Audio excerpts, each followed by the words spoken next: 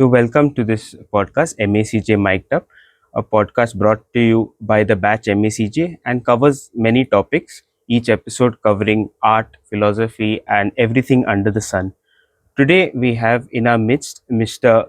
Salim Amir Shah, ardent environmentalist who looks at the world as uh, the source of what you say, uh, the source for all of us, of all our existence and animals. So, his ardent focus is to be into proper waste management and preserving the environment for the future generations. So, welcome, Mr. Salim. I wanted to begin with this program that you have initiated, uh, titled Swachh Karigar. And what is Swachh Karigar? If I would give it to any lay person, what would Swachh Karigar mean? Thank you for inviting me.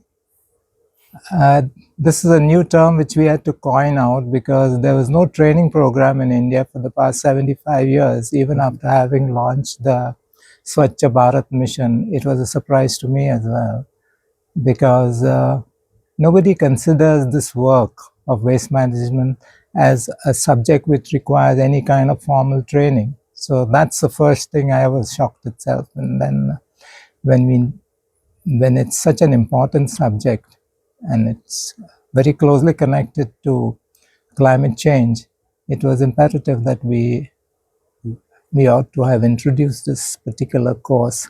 And it's just the beginning now. And it will offer a career path to people who come into waste management. So far, other careers have a distinct quality in which there is a career growth path, also an economic growth path. But in this field, there didn't seem to be anything, in which we have now created, starting with the Swachh Karigar program. Okay. Yes. And what was the inspiration behind this initiative, behind starting it? What was the impetus that carried you towards moving in? You mentioned that it was looking at the Swachh Bharat Abhiyan also, you had this inspiration. But I'm sure there would have been a further, deeper inspiration behind this. I will rephrase your question. Yes, no problem. I will say rather, what should be the inspiration for such a program to run? First of all, we must realize that we are visitors on this planet, and this world is a beautiful transit lounge. And as we pass through from here, it is very important that we leave it in a way in which future generations will be happy to live in over here. If we don't address this, then we are not going to be very or referred to as good guests who have passed through this planet over here. And future generations will judge us accordingly. So the first thing is that we have a responsibility when we are using this planet as of now. And it is this responsibility that we have to shoulder. That's the first thing. So more than inspiration, it's the responsibility factor which must be taken into consideration. Now, regarding inspiration, everybody on this planet needs to be informed. I'm putting this on record, that all the world leaders, with all the resources that they have with them, cannot stop climate change.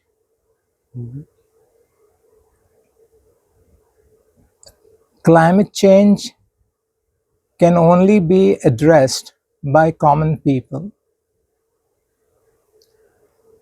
So, how do we go about this task? Because common people are spread all over very varying geographical terrains, in varying populations, in varying living conditions. So how do we address this thing, this problem? One of the things that is connected with climate change is the waste management problem. And waste management means we are addressing things like the pollution caused in the air, in the water, and in the soil. So how do we go about it in a way which will kind of mitigate these problems? Over time, while we are working on waste management, okay, fine, the engineers are doing a great job over there, but the solution lies with common people. Now, while we are looking at the common man to address the problem, there is a approach by most people that they are too complacent about what's going to happen next, and they don't have this fear, let's say, like the stock markets crashing, where climate change will come crashing in on them. So they aren't feeling as insecure as it is today. So to bring them on board, now, because this is a situation in which people are very complacent, we need to bring them, make them realize rather that that this should not be the case in the first place. There is a feeling of disillusionment and receding hope for people who are environmentalists, because the tide is ebbing. So how do we kind of rekindle this hope among the common people? For this, we have to go back in history. Some 2070 odd years ago, there was an idea, a great idea, which was born in a stable. The purpose of the idea was to save humanity from self-destruction. And the only resource available then was the will of God. So it is important for common people to realize that if they wish to protect the planet, this beautiful planet, then they should fall in line with the will of God. And nothing can be more inspiring than that. Correct, that's true. Yeah, without that, it's just like a meaningless pursuit. You lose hope if you don't have that.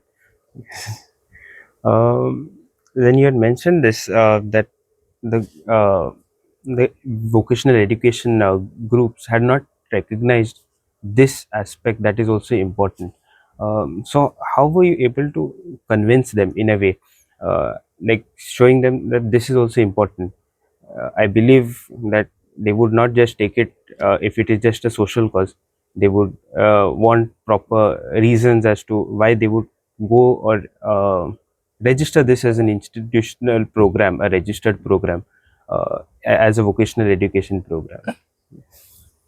Many things happen across the world, and we need to realize what we do things correctly or what we do incorrectly. So most people don't realize that or don't put themselves through a self-test. Or rather, even industries and even countries don't do that. Now, when we are working on this field, actually, what we realize is that this aspect was completely. We just thought that if the people who are not there as environmentalists today, then what happens? Everything will collapse. Who is going to replace even those few people who are there? okay, we may have the necessary motivation and the skill set to actually do the task on hand, but without training, the new people who will come into the field will not be able to address the problem, which are growing in the first place, and the complexity of the problem itself is also growing, so much so that the technologies available today are not able to cope with the problems. So we thought that let's make a small start. Let's start with our home, Bombay, India, and let's see how we can take it forward from here. So that was the idea, that we actually start a formal training program in this field to, to bring about a small change. And maybe that change will serve as a catalyst to do bigger things further. Yes. And what were the what when a person gets into this program of Swachh Karigar, what are the different levels that are there offered to them? Uh, I remember that you had when we had met previously that you had mentioned about different stages. So what are those stages? And if you could elaborate a little more on how those stages help out. We must realize our society, I'm referring to India as such now. People were people who do the work of cleaning, or let us say, waste management, are confined to communities, and these communities were built around the work that they did actually. And it was such that social structure is such that it was looked upon that those who were the most needy economically were the ones who would be taking up this work. And more correctly also, those who didn't have any skills with them would also be confined this particular work over there. Or those people who are living in desperation, maybe people who have other problems, let me put it that way, and who cannot do conventional type of work, then they also get come into this particular profession. Now, so in the first place, the profession or the work itself has been denigrated. Yes. Now, how do we? So, if I am a accomplished person, how do I get into this stream? Because the work is denigrated. Therefore, I get the label over as well, that I am also belonging to that particular level of person, and we acquire a stigma. It doesn't happen actually that way, because it should not happen that way. But we tend to think that way, and this will not attract talent and excellence in this field. And at the same time, we have a problem of climate change, which requires the best brains in the world.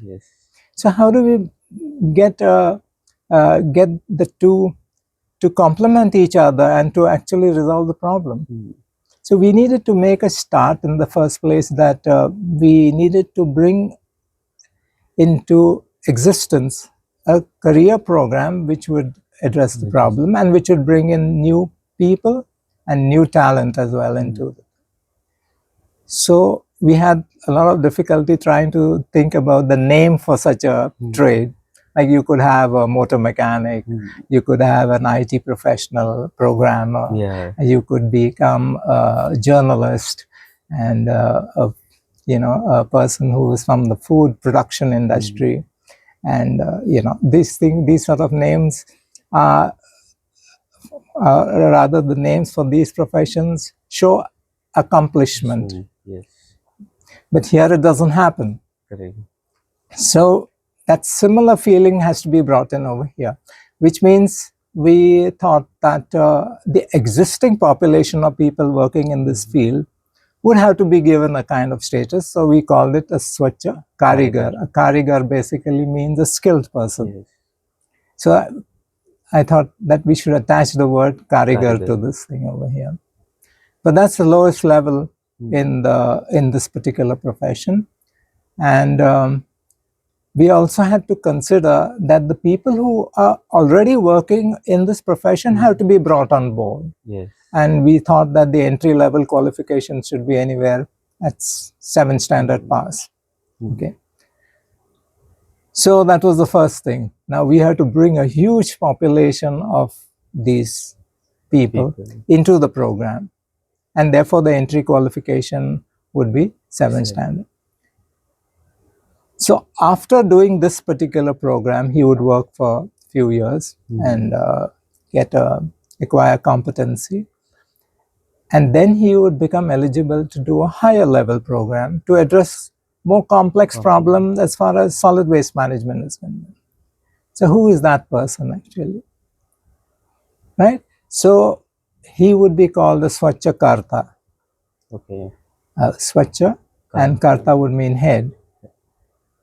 So he has a higher level of competency, knowledge, and he can be assigned higher tasks which would now involve quality management. One interesting thing about the field is that in waste management, we don't have a thing called a production line. Yeah. Right? So you start with some raw materials and you come out with a finished product. And this finished product would have a certain specification, and those specifications would have to be adhered to for the company to, make its mark in the market and in the industry as well. What do you do with waste? What do you convert it into?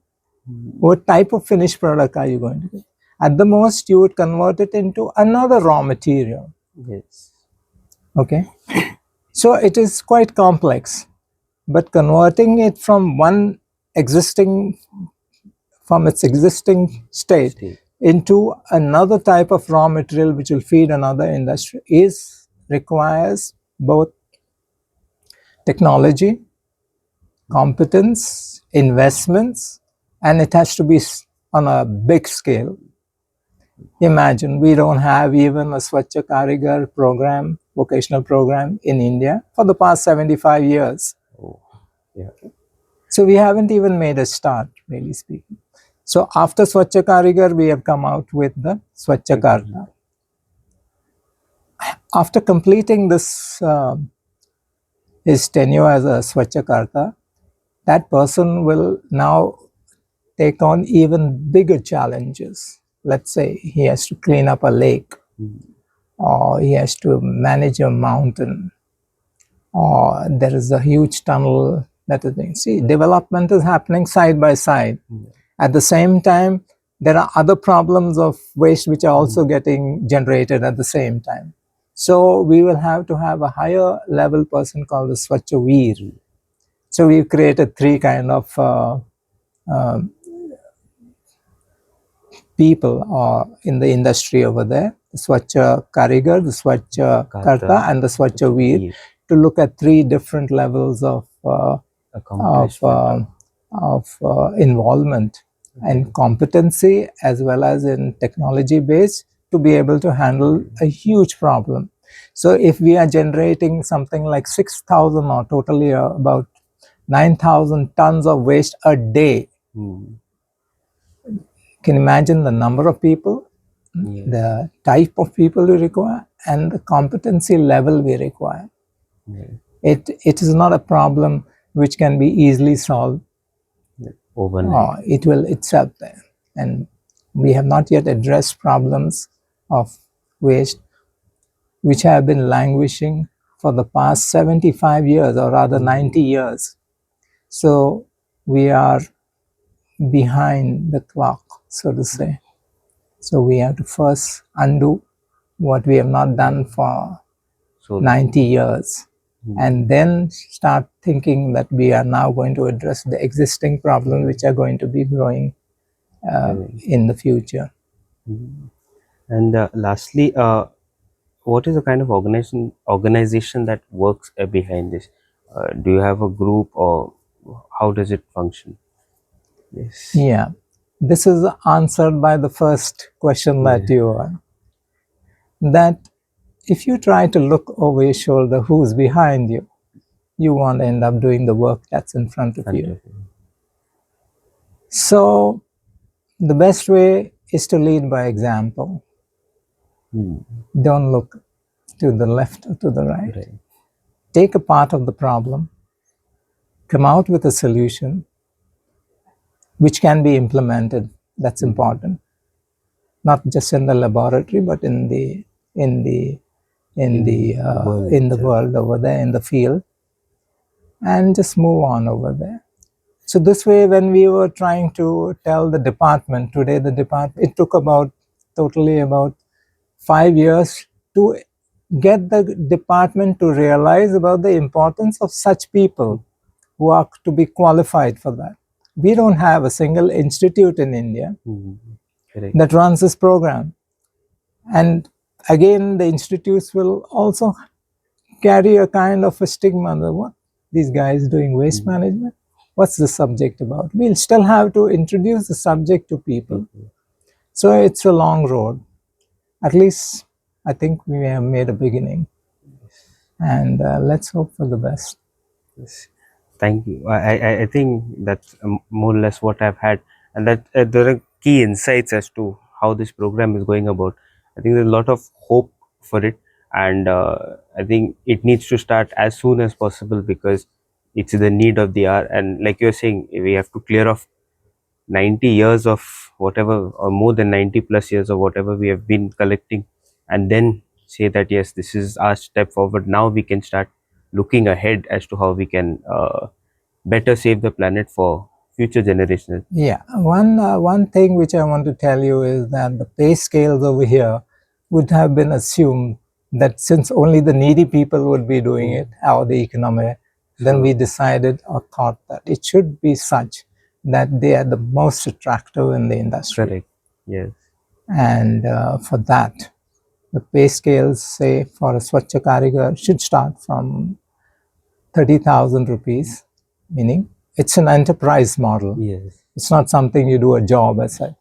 It should always be an enterprise model.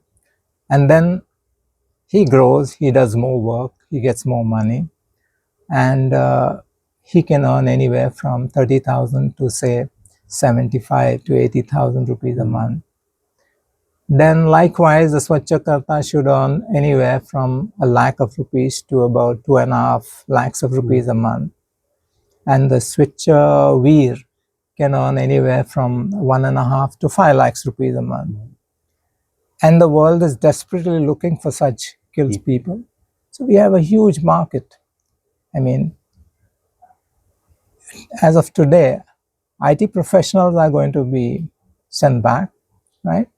We have a good opportunity to send people who are professionals in the Swachh Parivar, if I were to call it that way, abroad, and on very good salaries. Yes. So on the one hand, when we have those other types of vocations which are declining, okay, we have this vocation which could be offering a whole lot of promising opportunities to a whole new generation of people in India. And we should consider it very seriously in India. Yes. Because we can provide that labor capital to the world. Yes. Thank you so much, Mr. Salim, for all the insights you've shared. It was lovely having you. I wish you all the best for your endeavors in this initiative. Thank you so much. Thank you.